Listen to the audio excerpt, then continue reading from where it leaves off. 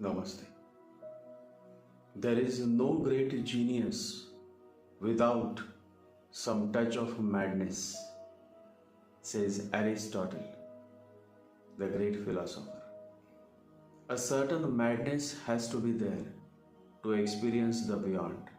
This madness comes through the source of Ketu.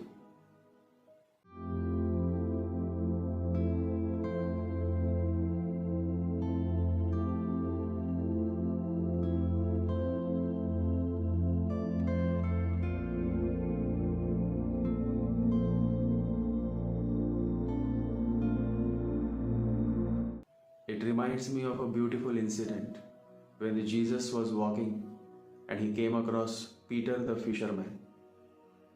And this was the first meeting. Peter had never met Jesus before. But Jesus looks into Peter's eyes and says, "Follow me. I will make you the fisher of men."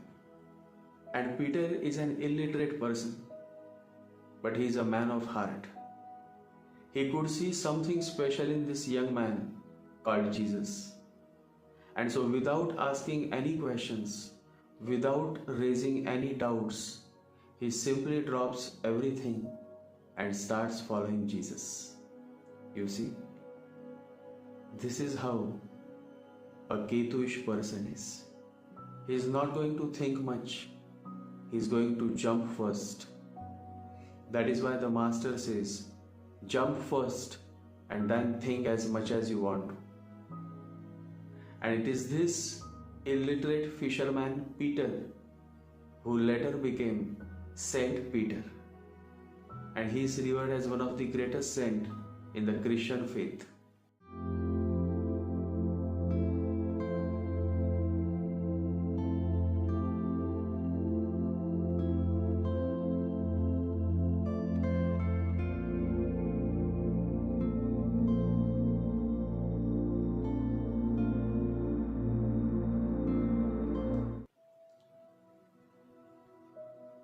Sant Kabir says that if you want to come to me, if you want to become my disciple, then first you have to cut your head. What he means is that first you have to drop your logic, your intellectualism, and then if you are able to do so, only then you come to me. You have to first cut your head, only then you can become my disciple, says Sant Kabir.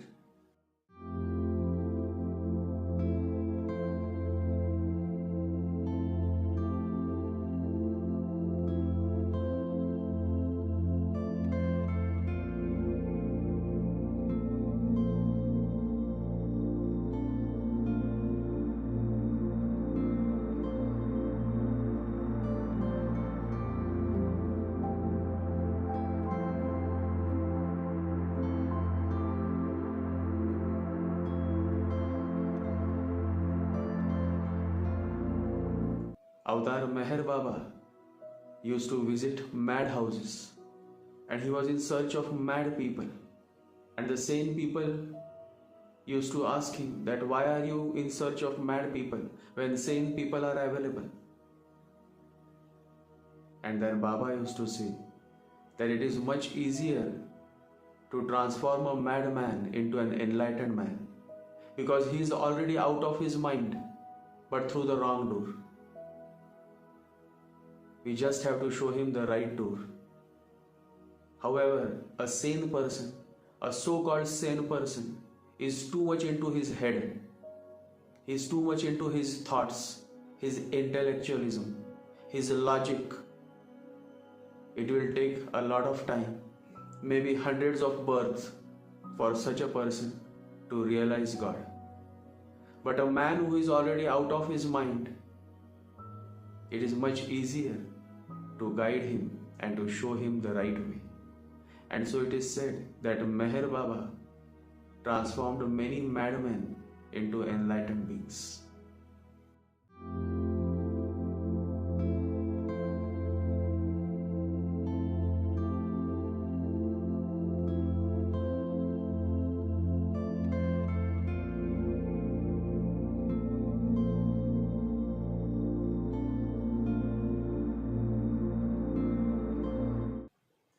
That is the beauty of Ketu. Ketu is the state of no mind.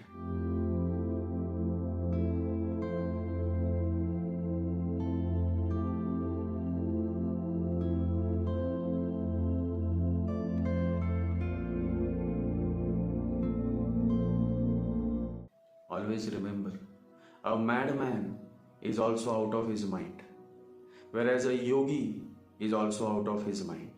The difference is that a madman is not out of his mind through the conscious way.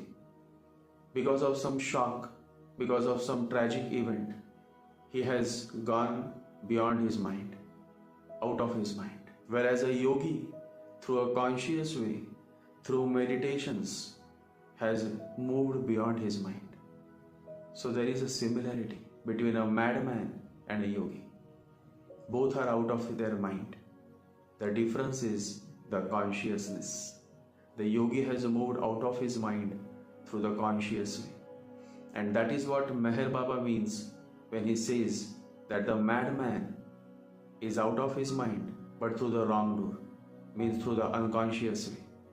And I just have to show him the way, the right door, that is the conscious way. So it is always possible for a man who is out of his mind to experience God. He can jump, he can take a risk because he thinks less and he feels more. Today in this podcast, I am going to talk more about the soulmate of Ketu. Who is the soulmate of Ketu?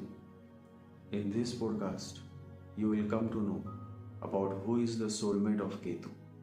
There are 4 planets who are soulmate of Ketu. And out of these 4, the 4th planet is my favorite. Because that planet too is out of the mind, is a genius. And you will come to know more about it as you watch this podcast. So let's begin.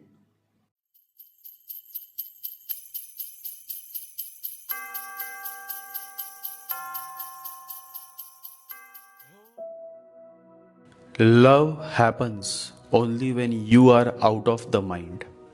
Always remember, the mind cannot love. The mind can like someone, but the mind cannot love. There are 3 mysteries: love, life, and death.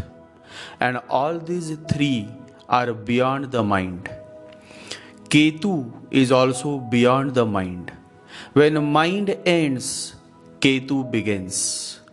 Mind is full of fear, whereas Ketu has absolutely no fear. Because Ketu is mindless. And so as long as you are enslaved by your mind, you remain under fear. However, when you start moving beyond the mind, fear starts disappearing. Because now you are moving towards Ketu. Ketu is the state of no mind. Being Buddha is being in a no mind state. Meditation is the state of no mind. And so Ketu becomes significant when it comes to meditation. Because it is only through the energy of Ketu that you can succeed in your meditations. And so the soulmate of Ketu also has to be someone who is deeply focused on doing meditations, doing chanting, someone who is set on his or her journey beyond the mind, someone who is on the path of becoming a Buddha. Buddha says, those who really seek the path to enlightenment dictate terms to their mind. Then they proceed with strong determination. A soulmate is not just limited to a lover or a partner.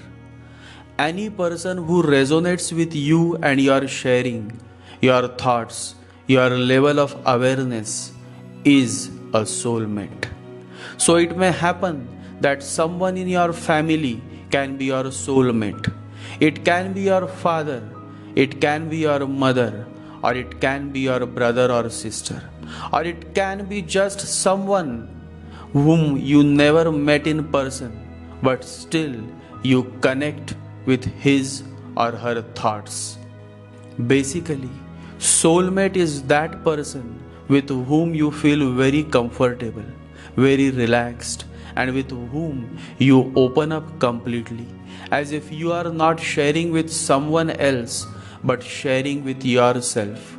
This is because when you connect with him or her, it is a heart to heart connection. There is no hesitation in sharing, in expressing yourself in totality. If you ask me, then the greatest soulmate is none other than the Guru, the benevolent master. When you connect with the master, no words are needed. In silence, everything happens. Everything is shared and transferred in a blissful silence. Real communication always happens in silence, deep, blissful silence. Through the silence of the Guru, the disciple is guided into his own heart. Through the silence of the Guru, the disciple is able to find the source of his ego. In the beginning, the disciple will become silent and enter for a short in the same state in which his master permanently rests. In this state, he finally experiences his own true nature. In this silence, he starts to understand the truth. This is what is known as the heart to heart instruction. Bhagavan Raman Maharshi says, the highest instruction is transmitted in silence. On one occasion, Bhagavan Raman Maharshi mentions a great spiritual yogi who appears very young and is instructing his disciples in deep silence. Bhagavan Raman Maharshi writes, who is the youthful Guru beneath the banyan tree? Very old are the disciples who seek him. The handsome teacher's speech is silence. Cleared are all the disciples' doubts. Under the wonderful banyan tree shines the youthful Guru. Aged disciples come to him. Silence is this teacher's speech. Gone are the doubts in the disciples' minds. How beautiful is this? And the Bhagavan writes this himself. This youthful Guru that Bhagavan mentions in his writing resembles the greatest master, Mahavatar Babaji. Since Mahavatar Babaji appears very young, though he is 1,000 years old. The state of understanding everything without the need of uttering a single word is the state of oneness. And when you experience such a oneness with any person, then that person becomes your soul mate. That is why to become a good disciple, first you have to become a good lover. Because it is only in the state of deep love that you can connect without speaking, without uttering a single word. That is why it is said that the greatest lover has become the greatest disciples, the greatest masters. No love is as total as the love that happens between the master and the disciple. The love that happened between John and Jesus, the love that happened between Sariputta and Buddha, the love that happened between Gautama Buddha and Mahavira, the love that happened between Arjuna and Krishna, these are the real love stories, the highest pinnacles of love. The highest pinnacles of love happen only when you are able to move beyond your mind. And this ability comes only through the source and the blessings of Sri Ketu. When it comes to Ketu's soulmate, there are only 4 planets that resonate with the depth of Ketu. And so Ketu has 4 soulmates. And those 4 soulmates or planets are: the first is Jupiter. Since Jupiter is the guru of Ketu, he is the master of Ketu. It is Jupiter that directs Ketu. And so in your birth chart, if Jupiter is casting its 5th, 7th or 9th drishti, then let me tell you, you are a blessed person. Jupiter also rules Sagittarius, and as you all know, Mula Nakshatra, the highly spiritual nakshatra, dwells in the Jupiterian sign of Sagittarius. Jupiter represents Dharma, and Ketu is a staunch follower of Dharma. The second soulmate of Ketu is Sun. Since Sun is hot by nature and also a celibate by birth, Ketu loves celibacy. That is why the greatest spiritual masters have always been celibate from birth.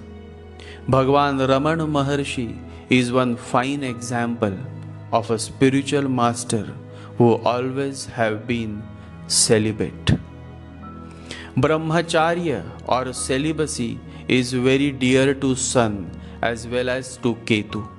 That is why Leo, the sign of Sun, contains Magha Nakshatra, the nakshatra of Ketu. The third soulmate of Ketu is Mars. Since Mars is too hot by nature, but at the same time, Mars is also a great warrior. Ketu loves to master the art of fighting, such as swordsmanship. All great warriors had a strong Ketu, because when you fight on the battlefield, you have to keep your mind aside. You have to fight by going beyond the mind.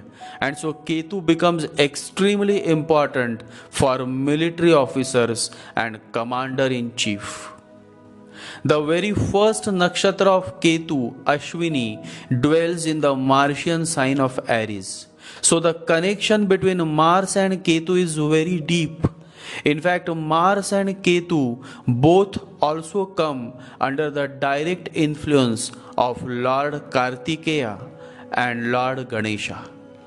And as we all know, both Lord Kartik and Lord Ganesh both are brothers. They are the sons of Shiva, the Supreme Consciousness. So I have revealed the 3 soulmates of Ketu: Jupiter, Sun and Mars. However, who is the 4th soulmate of Ketu? And the answer is Uranus, Harshal. Yes, my fellows, Uranus is the most intelligent genius planet in our galaxy. And what connects Uranus with Ketu is the ability to think beyond the mind, the ability to think out of the box. Crazy ideas come from Uranus, and it is these crazy ideas that have given birth to a superpower country like America. America or the US is very much influenced by the power of Uranus. All modern technology and innovations have found their way through the land of America. Uranus rules all of these modern innovations and discoveries.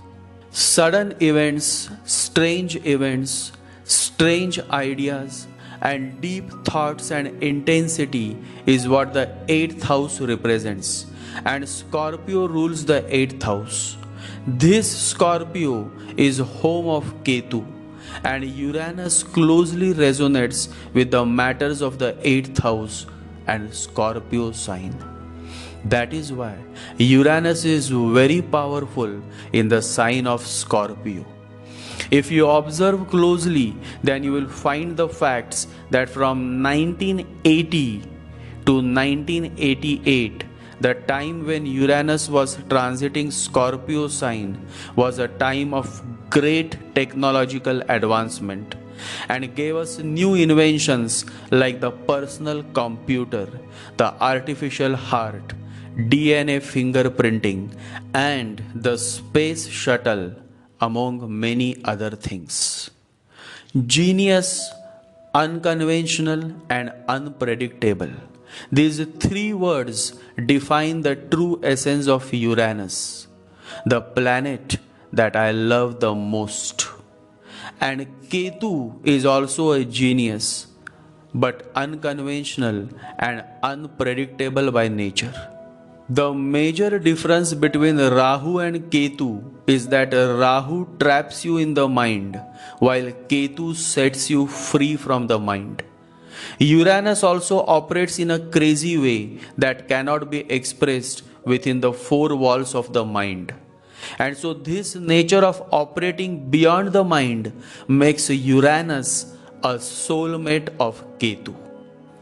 If a person has Uranus and Ketu together in his or her birth chart, then it is a sign that the person is bound to go through many strange events that are beyond the imagination of the mind. This conjunction of Uranus and Ketu also brings a certain unique talent in the native. The native can create something unique, something that would delight the whole world. Mark Zuckerberg, the man who founded Facebook, has this conjunction of Uranus and Ketu. And we all know that Facebook revolutionized the whole world. Such is the power of Uranus and Ketu that it gave birth to something called Facebook. Uranus and Ketu both are soulmates. And when you have both together, you have got a double engine wheel that can get you a long way in your career. The gemstone of Uranus is Alexandrite, and the gemstone of Ketu is Alexandrite cat's eye. This is the higher version of the normal cat's eye gemstone that you get in the Indian market. Both Alexandrite and Alexandrite cat's eye are extremely rare to find gemstones and also very, very expensive. If you are Ketuish, then it is very natural for you to get attracted or pulled towards those who have more energy of Jupiter, more energy of Sun, Mars, or Uranus in their birth chart. But first you have to find out if you are Ketuish or not. How to find if you are Ketuish? That must be your next question. When your moon or sun is in conjunction with Ketu, or when you are born with moon in Magha, or moon in Mula, or a moon in Ashwini Nakshatra, then you are indeed a strong Ketuish person. And if that is the case, then you will definitely find your soulmate who is Ketuish or has prominent Jupiter, Mars, Sun, or Uranus in his or her birth chart. Your next question will be how to find out the prominence of Jupiter, Mars, Sun, or Uranus in a person's chart who can become your soulmate. The answer is simple. The person should be born either in the nakshatra of Jupiter or Mars or Sun, as well as Jupiter or Mars or Sun should be placed in the Kendra houses. Similarly, if Uranus is also placed in the Kendra house, that is in 1st, 4th, 7th or 10th, and is in conjunction with Moon, then such a person can become your soulmate. Basically, in nutshell, a person having the energies of Jupiter, Sun, Mars and Uranus or either of these four can resonate with you and can become your soulmate. As mentioned earlier, soulmate is not just limited to being a lover. Any person, seen or unseen, can become your soulmate, because the whole play is of the synergy between you and him, or between you and her. When it comes specifically to finding a soulmate with whom you want to engage in a love relationship, then always remember, the real soulmate always makes you feel comfortable, relaxed, and calm. The Buddhists say that if you meet somebody and your heart pounds, your hands shake, your knees go weak, that's not the one. When you meet your soulmate, you will feel calm, no anxiety, no agitation. The very essence of soulmate is in sync with the essence of Ketu. Ketu therefore is directly connected at the soul level. If Ketu is your Atmakarak, then you are a person of a certain depth. Ketu as Atmakarak is also a sign that you are Ketuish by nature. It is always good to have Atmakarak that falls in the category of Ketu's soulmates, such as Ketu himself, or Jupiter, or Sun, or Mars, or Uranus. You see, this whole one group of 4 planets is the group of Ketu, and I personally love them all, because this group of planets give you a certain depth of understanding. And if you are an evolved soul, or if you are evolving, then this kind of placement definitely helps you in your self growth. Astrology is spiritual in essence. Always remember this. That is why from ancient times, astrology was taught only to selective individuals who have a certain quality of understanding, who have purity of heart, and who basically are meditative by nature. Astrology was not limited only to Brahmins or Kshatriyas. It was taught to all those who have the purity of heart and depth of understanding. Sage Valmiki, who scripted the Holy Ramayana, was not a Brahmin, and still he was well versed in astrology. Sage Vyas, who scripted the Mahabharata, was also born to a fisher woman named Satyavati. His father was Sage Parashar, who was a Brahmin, but his mother was a fisher woman. So the point is that during the old ancient times, astrology was not taught based on caste, but based on your merits. In this universe, there have always been 2 groups, Sura and Asura, positive good people and negative offending people. And so the positive good heart fellow connects with another positive good heart fellow, while the negative offending fellow continues to connect with another negative offending fellow. On this forum of YouTube, there have been certain negative fellows who have been constantly trying to hurt me by posting offensive comments.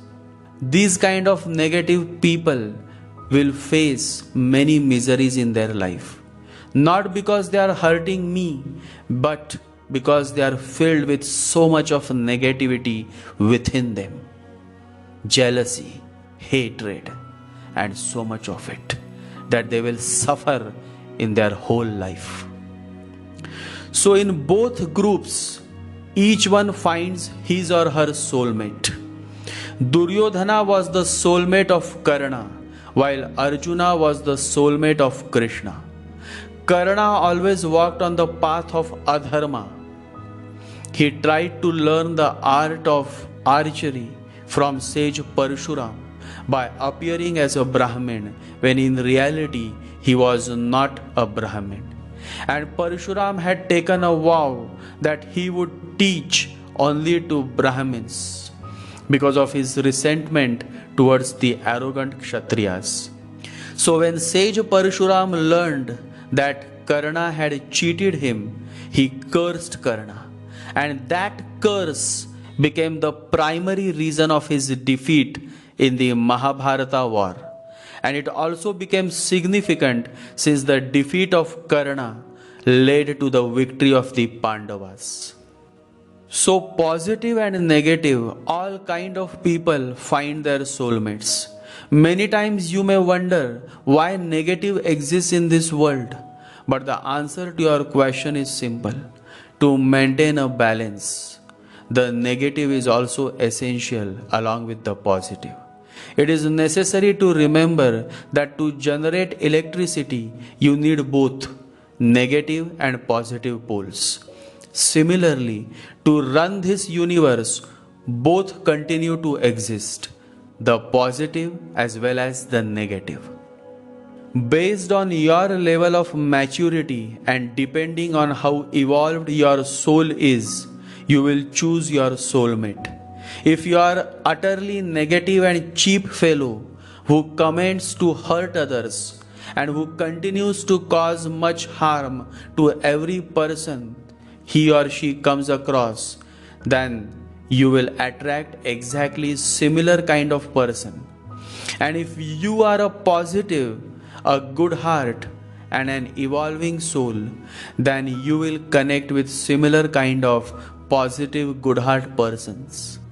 It also happens that many times these negative fellows try to appear as positive. And these are typical Rahuish fellows because Rahu loves to disguise himself as good. But if you are an evolved soul, then you will quickly identify this kind of fake negative persons and stay away from them. I continue to keep my filters intact so that I entertain only those few whom I identify as good heart fellows. Because this human world is a mixture of salt and sugar. And as the Divine Master says, one has to be very cautious in selecting the sugar while ignoring the salt, meaning ignoring the negative, fake, offending people. Enough for now. Love to all my close followers. Your love is reaching me through your emails and your messages. And the more you continue to connect with my sharing, the more I can say that you are definitely on the right path, the Buddha path, the path that ultimately takes you towards the eternal garden of bliss. Meditate every day and remember to ignore the negative people and focus on the good heart positive people in your life. Although there are negative people in this world, still the majority consists of positive people. We have to live for these positive people. We have to be with these positive people. So do not give up, because this human world is indeed a beautiful place to be. Meditate. Jai Sri Ganesha, Jai Guru.